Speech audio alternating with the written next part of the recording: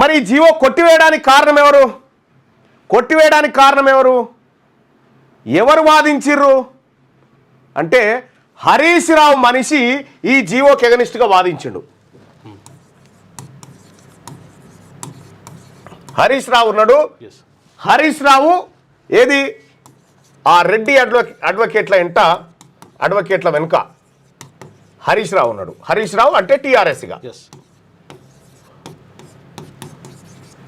వీళ్ళున్నారు, ఈ బీఆర్ఎస్ వాళ్ళు ఉన్నారు. ఈ జీవో కొట్టుకుపోవడానికి వీళ్ళు సాయశక్తులా మానిటరింగ్ చేసింది హరీష్ రావు.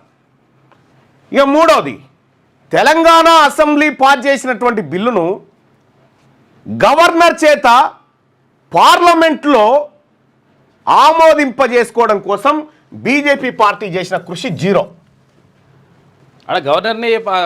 గవర్నర్ పెట్టింది కేంద్ర ప్రభుత్వం, రాష్ట్రపతి అయినప్పటికీ కూడా నరేంద్ర మోడీ గారి మనిషి అనుకోరాదు.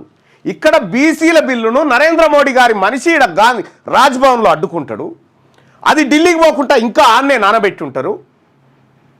అదేమో ఢిల్లీకి పోదు, ఆర్డినెన్స్కి ఆమోదం రాదు.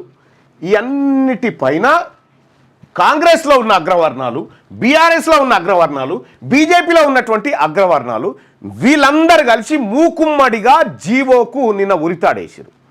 ఆ జీవో న్యాయస్థానంలో నిలబడదు అని క్లియర్గా నేను కుండబద్దలు కొట్టి చెప్పిన. ఒక అడుగు ముందుకే చెప్పిన, నిజంగా అది నిలబడేది ఉంటే నేను రాజీనామా కూడా చేస్తా అని చెప్పిన.